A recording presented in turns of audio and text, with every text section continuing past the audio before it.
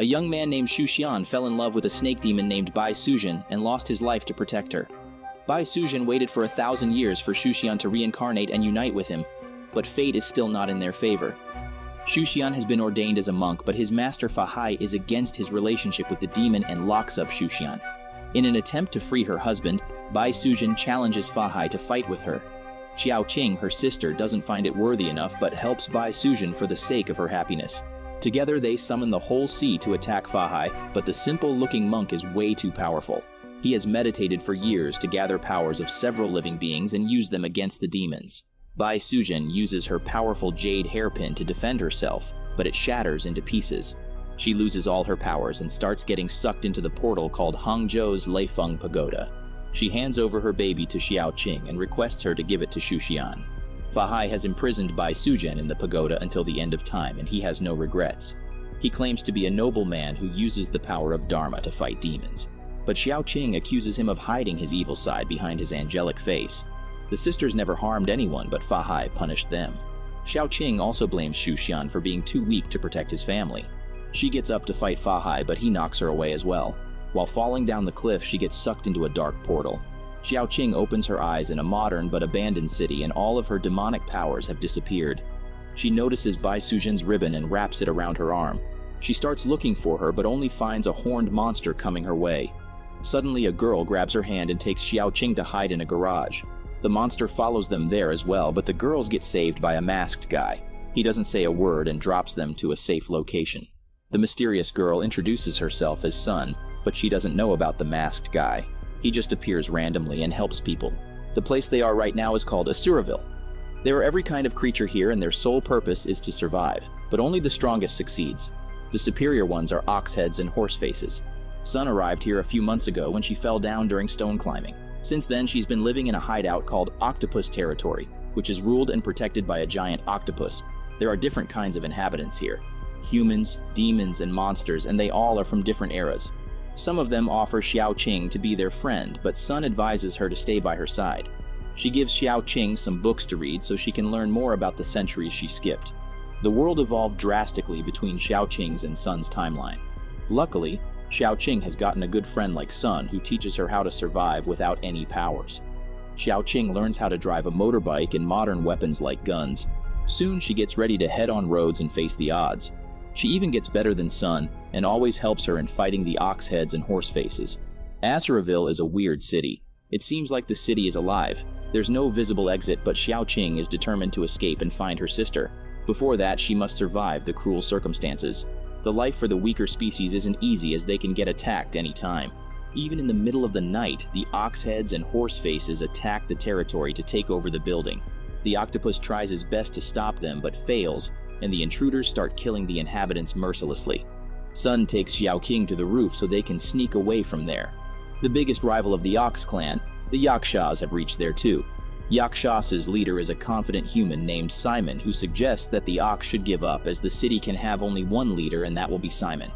But the Ox heads are willing to fight till their last drop of blood. The Yakshas also don't have any intention to back off. While the battlefield is getting heated, Sun and Xiaoqing try to drive away on their motorbikes, but the ox heads spot them. They start following the girls and hit their bikes. The poor girls end up landing right between the ox heads and the Yakshas. An ox head mercilessly kills Sun right before Xiaoqing's eyes. She can see her friend's soul flying away. Xiaoqing's blood boils in anger, and she rushes forward to take revenge. The audience thought she would get killed too, but miraculously she defeated the giant ox head. The other ox heads proceed to attack her, but Simon interrupts them. He liked Xiaoqing's bravery. The masked man is also witnessing this whole scene from afar. Suddenly, the sky gets darker, and the harsh wind starts blowing. Everyone is running in fear while Xiaoqing is confused about what's happening. A huge number of spirit-like creatures land down from the sky. They kill everyone who gets in contact with them. The winds get harsher and the buildings are falling down. Xiaoqing notices the masked man who tries to save her, but he loses track. Out of nowhere, Simon comes forward and offers his hand to Xiaoqing. He takes her away to his own territory. The Yakshas get angry at Simon for always bringing random strangers in the clan. They are also against working along with humans. Their argument heats up, and one of the Yakshas attacks Xiaoqing. Simon steps forward to save Xiaoqing and scolds his people. The Yakshas has chosen him as their leader, and they should keep trust in their decision. The spirits are increasing in number and they appear more frequently. The only way to defeat them is to outnumber them with a huge force, so the Yakshas should be welcoming towards the new members. Simon shifts the attention towards their resources. They have enough food but lack the necessary amount of fuel. He announces to get more fuel from a place called All Good Market. Xiaoqing will accompany him, and if she succeeds in getting the required resources, the Yakshas will accept her gladly. The next morning, Xiaoqing takes a quick shower and goes out with Simon. As soon as they reach the road, different monsters and demons attack them to steal food. Xiaoqing tries her best to fight the monsters, but they are too many in number. Simon throws off a food carton outside to distract the monsters and drives under a gate. They have reached the area of All Good Market, and it's a neutral ground, so no one attacks them here.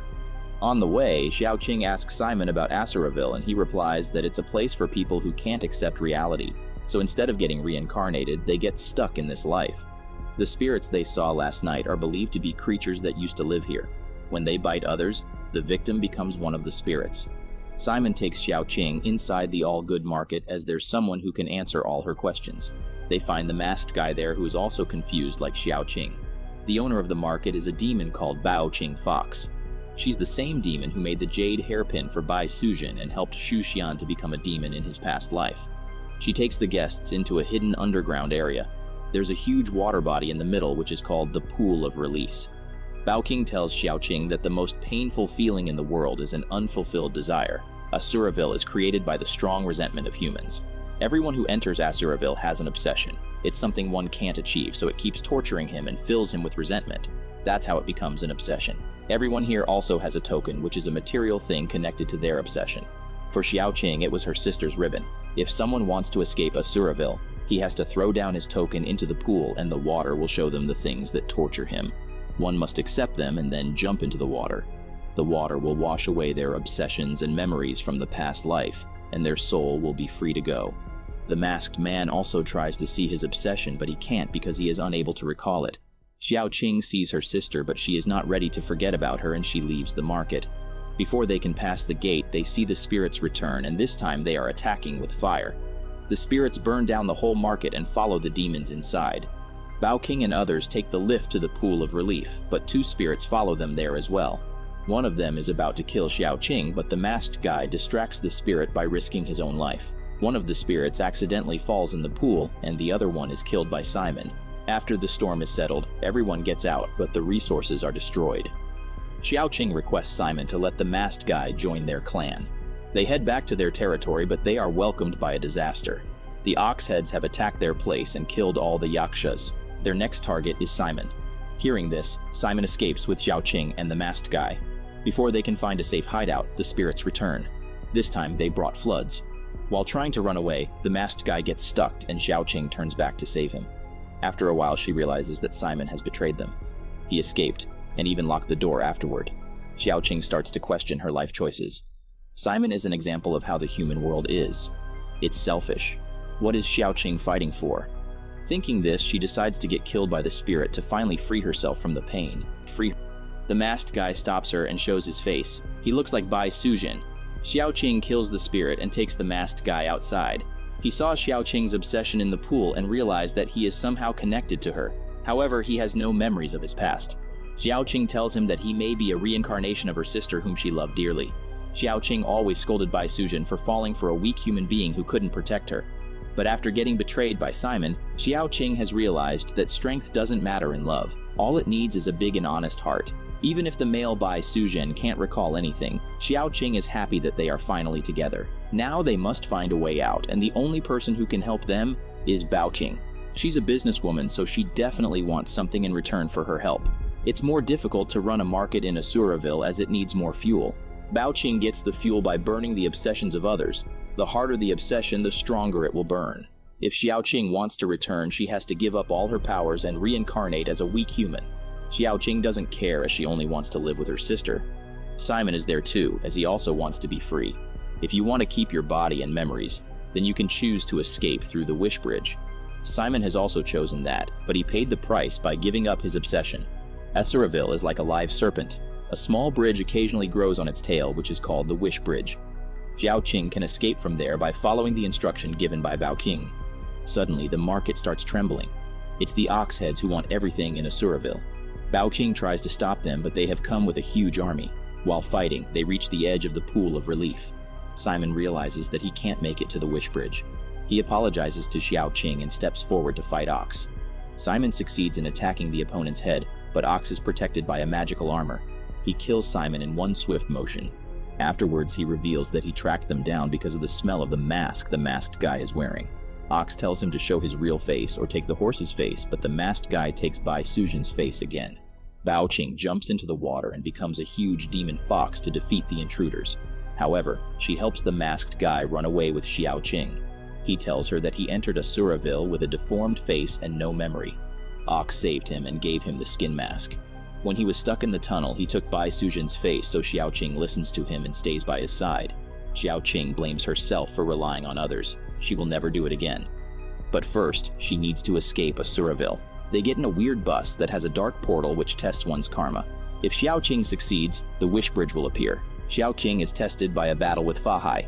The time is delayed in the portal, so she spends 20 years in battle, but only one day passes in Asuraville. The masked guy stays by his side, and even breaks his token, which is a bone flute.